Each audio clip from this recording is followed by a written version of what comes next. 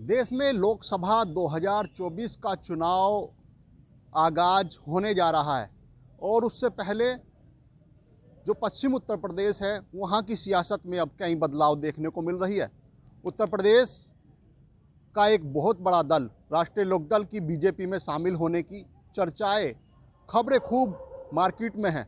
ऐसे में पश्चिम उत्तर प्रदेश का गन्ना किसान क्या कहता है, आखिर इस बात को लेकर के कहाँ तक वो लोग सहमत हैं, क्या जयंत चौधरी के साथ रहेंगे, इन्हीं मुद्दों पर हम बातचीत कर लेते हैं। हमारे साथ गन्ना किसान हैं।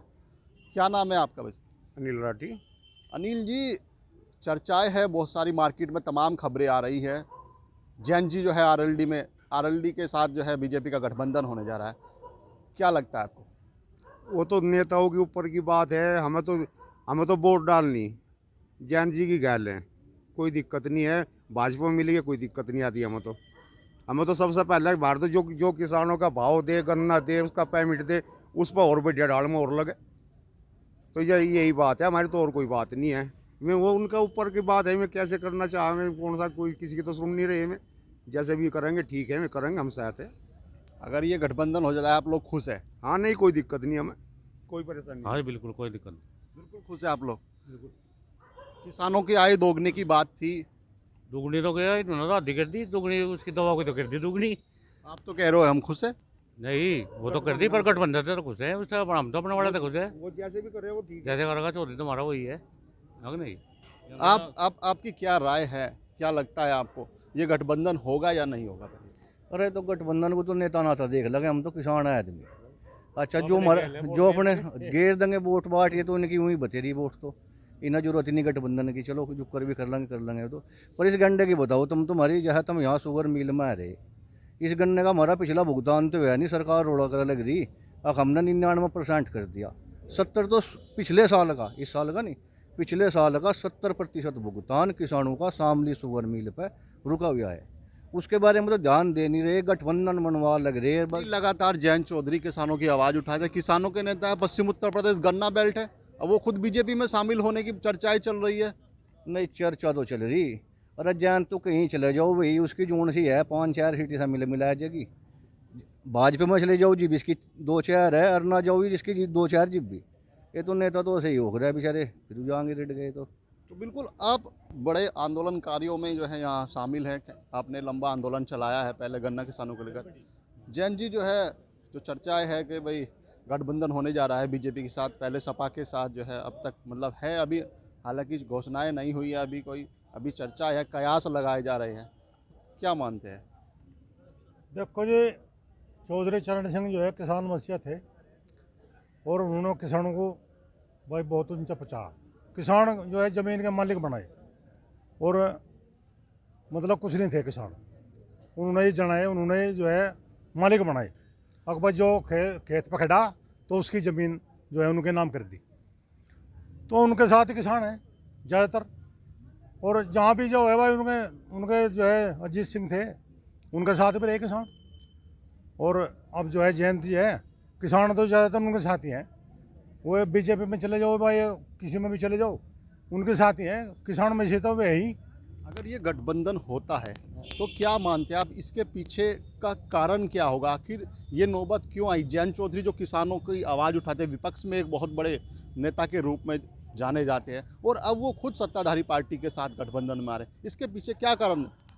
देखो, कारण तो हम बता नहीं सकते भाई। उनका बड़ा उनके भाई नेताओं की बड़ी है बात। अब उनका भाई क्या उसमें वो है, क्या फ़ायदा है, क्या नुकसान है, इस बात को तो वही देख सकें।